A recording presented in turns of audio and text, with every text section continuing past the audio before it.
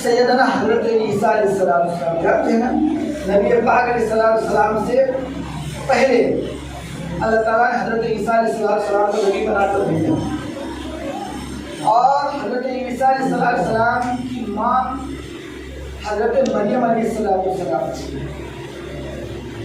हज़रत मरियम अलैहिस्सलाम ये अल्लाह की इतनी बड़ी पसंदीदा और अल्लाह की नज़ीर इतनी मकबूल अल्लाह की बंदी थी। हज़रत मरियम के वालिद और हज़रत मरियम की वालिदा, ये दोनों के दोनों अल्लाह तबारक ताला के सामने में हमेशा दुआएं किया करते थे। क्या दुआ करते थे? दुआ ये करते थे कि ए अल्लाह, मेरी कोख में यानी मेरी बीवी के पेट से एक ऐसा बच्चा पैदा कर दीजिए, एक ऐसा लड़का पैदा कर दीजिए जो तेरे घर की हिफाजत करे, जो तेरे घर की खिदमत करे। वो घर कौन सा था? वो घर मस्जिद अक्सा था। वो घर कौन सा था? मस्जिद अक्सा था। मियाँ बीवी दोनों के दोनों अल्लाह के सामने में इंतजार कर रहे हैं, दुआ कर रहे हैं, ए अल्लाह, आप मेरे कोख में एक ऐसा लड़का दीजिए जो लड़का तेरे घर की खिदमत करे। दुआ मांगते रहे। हज़रत मरियम अलैहिस्सलाम की माँ हामला हो गई। अब शौहर खुश है कि अल्लाह तबारक ताला मेरी बीवी के पेट से लड़का पैदा करेगा और वो लड़का मेरे अल्लाह के घर की हिफाजत और मेरे अल्लाह के घर की खिदमत करेगा। दुआएं हो रही हैं, इल्तिजाएं हो रही हैं, मुनाजात हो रही हैं। जब विलादत का वक्त आया, पैदाइश का वक्त आया, हज़रत मरियम अलैहिस्सलाम की माँ जब बच्चा जन्म रही है तो बजाय बेटा होने के बेटी पैदा हो गई।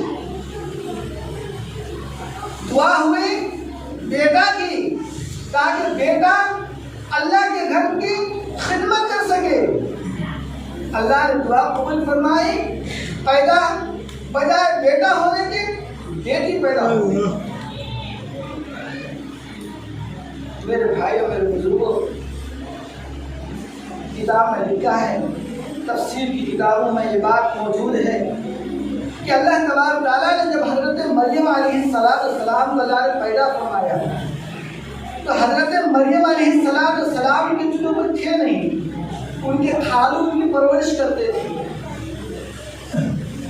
उनके खालू हज़रत यहया अलैहिस्सलाम हज़रत मरियम के कोठरी में, उनके रूम में कभी कभी आ जाया करते थे। आ जाते थे तो देखते थे कि हज़रत मरियम अलैहिस्सलाम के पास गैर मौसमी मेवे रहते, हर फ्रूट जो है वो जमा रहता था। अब हज़रत यहया को टेंशन हुआ, हज़रत यहया परेशान हुए कि अभी आम का ज़माना नहीं है और हज़रत मरियम के पास आम कहाँ से आया, अभी कटहल का ज़माना नहीं है और हज़रत मरियम के पास कटहल कहाँ से आ गया। आप फला मौसम का फल जो है फला मौसम होना चाहिए, इस मौसम में इस वक्त इसके पास कैसे आ गया। तो हज़रत खालू ने अपनी बेटी से कहा कि बेटी, ये गैर मौसमी फल तुम्हारे पास तुम्हारे रूम में कैसे आ जाता है? अन्ना लगी हादा, ये कहाँ से जब फल आता है?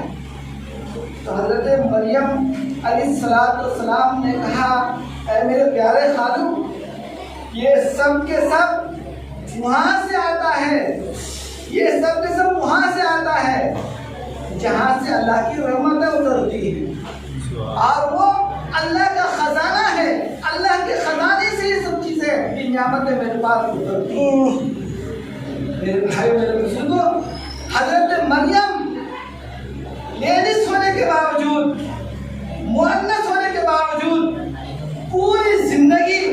हजरत मरियम अलैहिस्सलाम की मस्जिद की खिदमत में गुजरी। जो दुआ मरियम के बाप ने किया था, ए अल्लाह बेटा दे ताकि वो बेटा मेरा तेरे घर की हिफाजत, तेरे घर की खिदमत करे, वो खिदमत का काम अल्लाह ताला ने बेटा से नहीं, अल्लाह ने बेटी से भी ले लिया। तो अल्लाह जिससे चाहे अपने घर का काम ले लेता है, अल्लाह जिससे चाहे अपने घर की तामीर और तरक्की का काम ले लेता है। इसलिए मेरे भाइयों, ये काम अल्लाह का है, अल्लाह जिसको चाहता है इसके लिए कबूल कर लेता है। इसलिए आप हज़रात किसका इसमें हिस्सा लगा है? प्यारे नबी ने फरमाया, मन बना लिल्लाहि मस्जिदन फिद दुनिया बनल्लाहु लहू बैतन फिल जन्नह। जिसने अल्लाह के लिए दुनिया में अल्लाह का घर बनाया, और घर का मतलब पूरी मस्जिद नहीं, अल्लाह के घर के काम में हिस्सा लिया।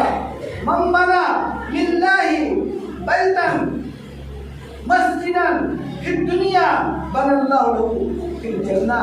जिसने अल्लाह के लिए दुनिया में अल्लाह के घर की तामीर के लिए हिस्सा लिया, अल्लाह उसके लिए जन्नत में घर बनाया।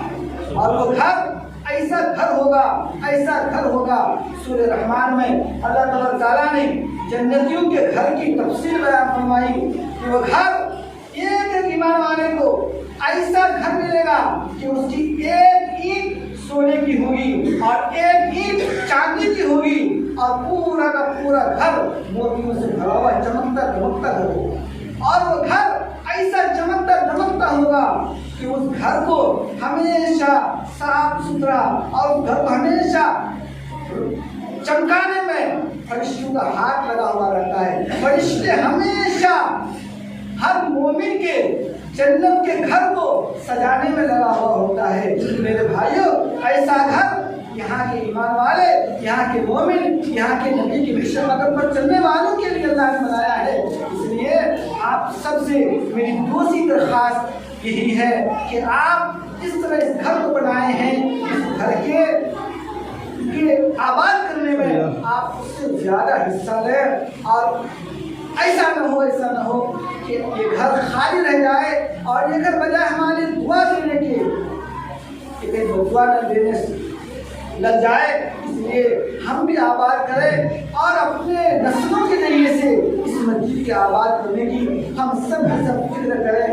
आपको वो किस्सा वाक़या भी याद कि जिस एक खातून ने सिर्फ मस्जिद के एक सुराख को बंद करने की बुनियाद पर, जबकि पूरी जिंदगी उसकी नाफरमानी, अल्लाह की नाफरमानी में, मासियत गुनाह में गुजर चुकी थी, मस्जिद की दीवार का एक सुराख को